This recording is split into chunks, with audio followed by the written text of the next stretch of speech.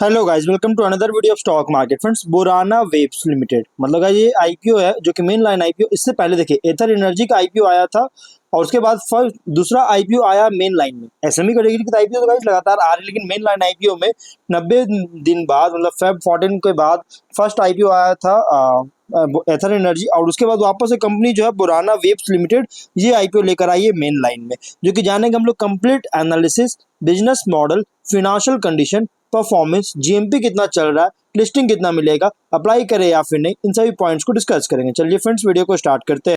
तो guys IPO जो 20 में आज के दिन ओपन हो रहा है और 22 में क्लोज किया जाएगा। मतलब 3 डे आईपीओ, ये जो आईपीओ है ये 3 डे आईपीओ है।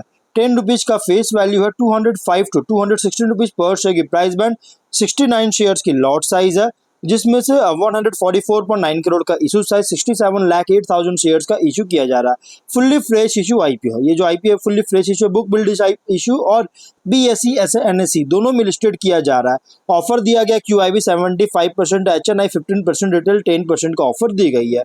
एंकर इन्वेस्टर से 65.2 करोड़ का फंड रेज किया गया है। और वहीं अगर हम सब्सक्रिप्शन यहाँ पे अगर हम बात करेंगे इस कंपनी के और डिटेल्स का डेट्स वगैरह की बात करें तो अलॉटमेंट डेट फाइनलाइज किया गया 23 मई का, 26 में रिफंड्स रिलीज किया जाएगा, शेयर्स डिमैट अकाउंट में क्रेडिट होगा, 27 में लिस्टिंग डेट रखा गया है।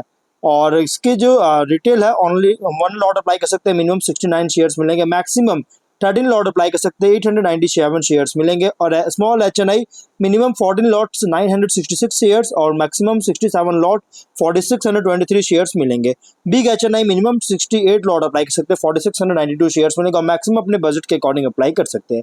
कंपनी के प्रोमोटर है मंगीलाल अंबालाल बोराना, अंकुर मंगीलाल बोराना, राजकुमार मंगीलाल बोराना, ध्वनि अंकुर बोराना और मंगीलाल अंबालाल बोराना एचयूएफ, अंकुर मंगीलाल बोराना एचयूएफ, राजकुमार मंगीलाल एचयूएफ और बोराना फिलामेंट्स प्राइवेट लिमिटेड इसके प्रोमोटर है, जो कि प्री इशू होल्डिंग 87.2% का देखने को मिल रही है।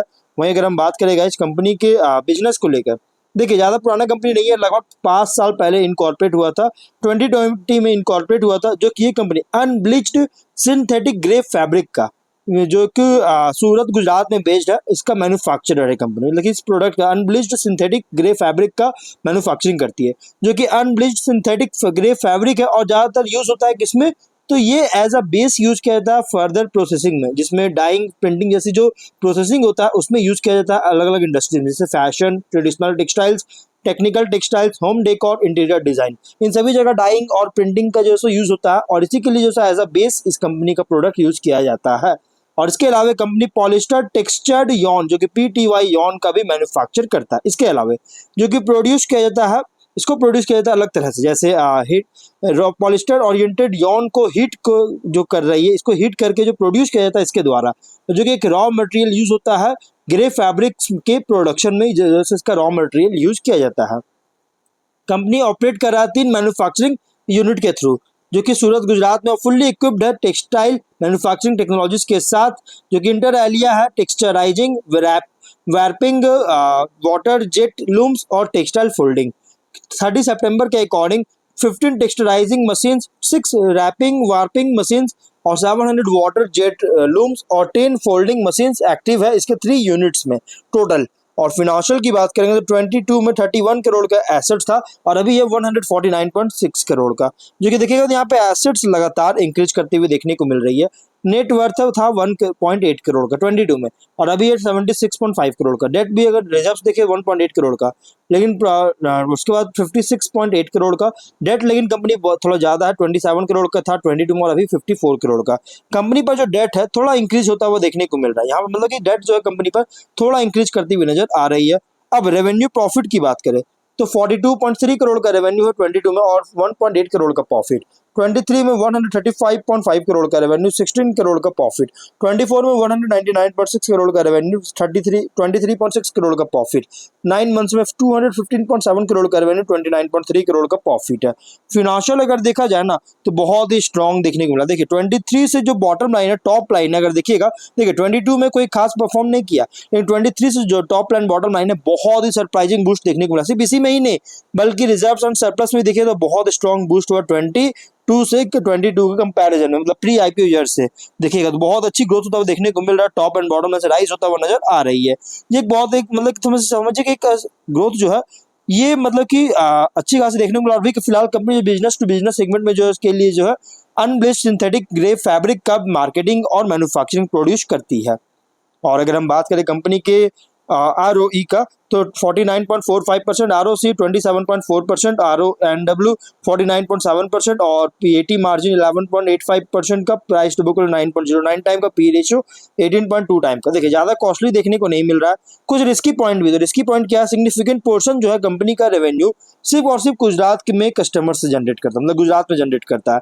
और जिसमें अगर हम कंट्रीब्यूशन की बात करें तो 42.3 करोड़ का 100% कंट्रीब्यूशन, लगभग 100% कंट्रीब्यूशन है गाइस। आप देख सकते हैं लगातार यहाँ पे जो भी नंबर इंक्रीज कर रहा है ये 100% कंट्रीब्यूशन है। और इसलिए गाइस अगर गुजरात में कोई भी adverse political, social, economic development होता है तो निगेटिवली इंपैक्ट कर सकता है इसके फाइनेंशियल स्टेबिलिटी को।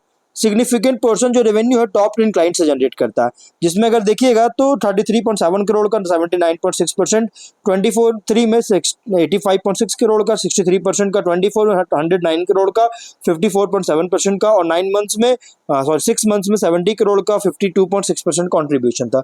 अगर एक ही कस्टमर्स को रिटेन करने में फेलियर होता है, कस्टमर बेस एक्सपैंड नहीं कर पाता या इन क्लाइंट से लॉस, बिजनेस में लॉस होता है, तो एडवर्सली अफेक्ट कर सकता है बिजनेस और फाइनेंशियल स्टैंडिंग को। और कंपनी का जो रजिस्टर्ड और कॉर्पोरेट ऑफिस है, मैन्युफैक्चरिंग और यूनिट है, जितने भी सप्लायर्स है, प्रीडोमिनेंटली कहाँ है तो गुजरात में है, जिसके कारण जियोग्राफिकल कॉन्सेंट्रेशन रिस्क एक्सपोज हो सकता है फ्यूचर में। और कंपनी हेवली रिलाई करता है डोमेस्टिक मार्केट पर रॉ मटेरियल परचेज करने के लिए, स्पेशली POY यॉन के लिए। और डोमेस्टिक मार्केट की अगर हम बात करें तो लगभग अगर देखिएगा तो 22 यहाँ पे लगभग 100% कॉन्ट्रीब्यूशन था 22 में, 23 में 69.5% कॉन्ट्रीब्यूशन था, 24 में 52.8% और 25 के फर्स्ट हाफ में वापस से 100% कॉन्ट्रीब्यूशन था। इसलिए कोई भी एडवर्स चेंजेस आता है डोमेस्टिक मार्केट कंडीशन में तो निगेटिवली इंपैक्ट कर सकता है इसके कॉस्ट स्ट्रक्चर और प्रॉफिटेबिलिटी को। सिग्निफिकेंट पोर्शन जो है इसका जो रॉ मटेरियल जो परचेज कर रही है टॉप 10 सप्लायर से जो कर रहा है, देख सकते हैं टॉप 10 सप्लायर्स पर डिपेंड है। 22 में 100% कॉन्ट्रीब्यूशन था, 23 में 92.7%, 24 में 90.7%, 25 के 9 मंथ 6 मंथ्स में 99% कॉन्ट्रीब्यूशन था। और कोई भी सप्लायर्स में अगर डिस्ट्रप्शन होता है, क्या उससे ज़्यादा सप्लायर्स में सप्लाई करने में, मटेरियल सप्लाई करने में डिस्ट्रप्शन होता है तो एज कंपनी का बिजनेस फिनांसिस को एडवर्सली अफेक्ट कर सकता है। निगेटिव कैश फ्लो भी इन्वेस्टिंग एक्टिविटी से जनरेट कर चुका है, रिपोर्ट कर चुका है।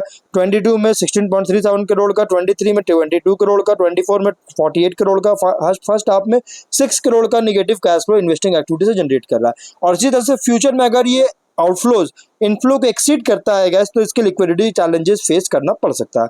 30 सितंबर के अकाउंट 62.2 करोड़ का कंपनी के पास आउटस्टैंडिंग फाइनेंशियल इंडेटनेस है।